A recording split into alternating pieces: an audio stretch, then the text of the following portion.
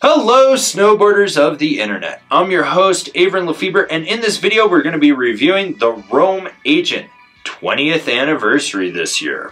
This board features Rome's fusion camber, which is basically cam rocker with a more dominant camber. So the camber comes down to right before the tip and tail kick, and then you've got this micro rocker out there. What this is going to do is give you the load, pop, snap, and drive of traditional camber, but then you've got this rocker out in the tip and the tail that's going to help give ease of entry in and out of turns, better pressability, and a little more optimal powder float. This board is available in 148, 151, 154, 157, 160, 155 wide, 158 wide, 161 wide. I rode this board at Copper Mountain on a sunny bluebird day with warming temps. You had hot pow, slush chop, chunder, perfect groomers, and I rode it with my Rome Black Label bindings and my K2 Thraxis boots. This board has that predictable middle of the road all mountain freestyle with a more emphasis on freestyle flex. So what you get is softer tips that are accentuated right where those rocker zones are, and then it stiffens up just a little bit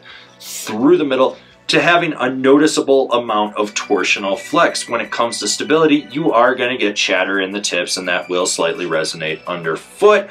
In rutted out terrain, you can get bucked around, so keep your knees bent, but if you stay on top of it and you know how camber reacts, you should be fine. If you don't, well, you're probably going to end up on your ass a few times before you do figure it out. What's nice about this board is you never really feel like you're loading that camber section up to get it to engage. It just feels like it's loaded and it wants to rebound. This board has solid snap. You never worry about popping off anything in your path, whether it's a side hit, a roller, or you're using that fat skier kit as a launch ramp.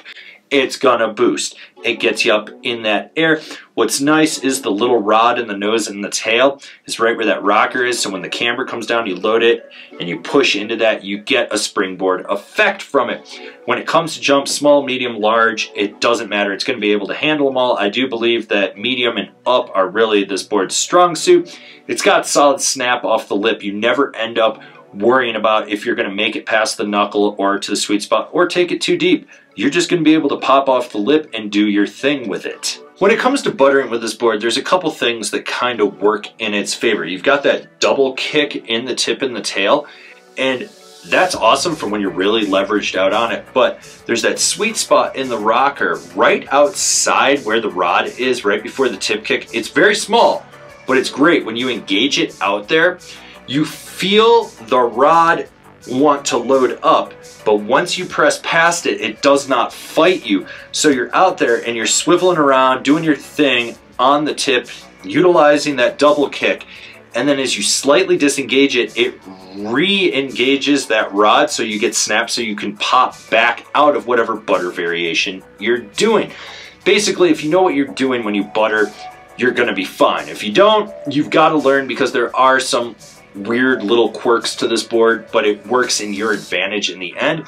When it comes to jibbing, this board locks into presses and you get that snap out of that rod off the end of the feature, and when you go sideways, this board cradled slightly right around the feature and lets you slide through it. This board is better at going a little bit faster on jibs and hitting some bigger features, but it's still easily pressable. It doesn't totally fight you or make you feel like you're overworking for what you're getting out of it. When it comes to carving on this board, you have an edge-to-edge transmission that is fluid. It just feels like you've been on this board 100 days. It's one of those decks that when it gets on edge, you're just doing swoopy carves from one side of the trail to the other, but it's got enough power that if you drive into the center of the camber by pushing your knee in and down, you're gonna load it up and push off that tail, and you can really apex that carve, lay it over, and slingshot out of your turn. This is a board that if you do need to lay it over, you can, but by and large, you can be laid back and lazy, just ankle steering, doing mellow setup turns and mellow carves and not having to worry about it.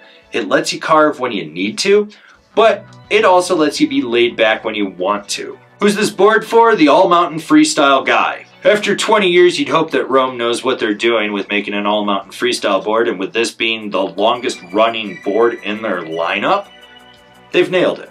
This board's just consistent. You know when you get on it, it's not bad, it's not good, it's consistent. It will handle what you put in front of it with ease and do it well.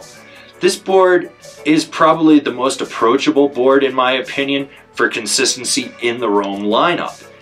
I just like the fact that you hop on it and it feels like a board you've ridden 100 days. You know what you're going to get. You know how the pop engages. You know how to flex it. You know how it's going to drive. You know where its limitations are, and you also know when you can push it past them.